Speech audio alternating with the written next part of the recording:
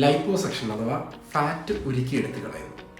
നമ്മുടെ ശരീരഭാഗത്ത് വയറായിക്കോട്ടെ, ഇടുപ്പ് ഏരിയ ആയിക്കോട്ടെ, ഏത് ഭാഗത്താണെങ്കിലും പിഞ്ചബിൾ ഫാറ്റ്, അതായത് കൈകൊണ്ട് നമുക്ക് പിഞ്ചി എടുക്കാൻ കുഴപ്പമുണ്ടെങ്കിൽ നമുക്കത് എടുത്തു കളയാൻ പറ്റുന്ന ഒരു പ്രൊസീജിയറാണ് ബേസൽ ലൈപ്പോസക്ഷൻ. അൾട്രാസൗണ്ട് യൂസ് ചെയ്ത് ഫാറ്റിനെ മെൽറ്റ് ചെയ്യും.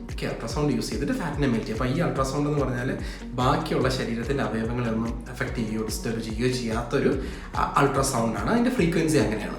ഫാറ്റിൻ്റെ സെല്ലിനെ മാത്രം നശിപ്പിച്ചെടുത്ത് കളയാൻ പറ്റുന്ന ഒരു പ്രൊസീജിയറാണ് ബേസൽ ലൈപ്പോസക്ഷൻ.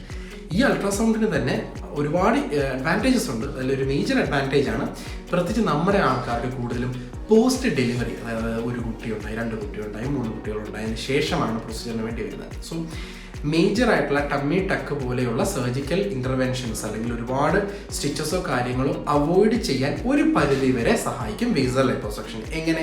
അൾട്രാസൗണ്ട് കൊണ്ട് നമ്മൾ പ്രൊസീജിയർ ചെയ്യുമ്പോൾ നമ്മുടെ സ്കിന്നിന് ഒരു 4 to 6 വീക്സ് കൊണ്ട് ടൈറ്റ് ആവാൻ സാധ്യതയുണ്ട്. എഗെയിൻ അതൊരു ഓൾട്ടർനേറ്റീവ് ടു ടമ്മി ടക്ക് അല്ല. ഒരു ഭൂരിഭാഗം ആൾക്കാർക്കും അത്യാവശ്യം നല്ല കോൺട്രാക്ഷൻ ഉണ്ടാകും. If you are happy with that, well and good. അല്ല, അത് ചുളുങ്ങിയിട്ടിരിക്കുന്നു അല്ലെങ്കിൽ സായിങ് ഇപ്പോഴും ഉണ്ട്, ഒരു 50% റിക്കവർ ആയെങ്കിൽ പോലും എനിക്ക് സ്കിന്നിൻ്റെ ബുദ്ധിമുട്ടുണ്ടെന്നുണ്ടെങ്കിൽ നമ്മുടെ പ്ലാസ്റ്റിക് സർജൻ അതിൽ ടമ്മി ടക്കും കൂടെ ചെയ്യുന്നതായിരിക്കും. ഓർ എൽസ് നോർമൽ സിനാരിയോയിൽ 80% ഞങ്ങൾ ചെയ്യുന്ന പ്രൊസീജിയറിൽ ലൈപ്പോസക്ഷൻ മാത്രമാണ്, അഥവാ ബേസൽ ലൈപ്പോസക്ഷൻ കൂടെ മാത്രം പേഷ്യൻസ് മോസ്റ്റ്ലി ഹാപ്പി ആകും.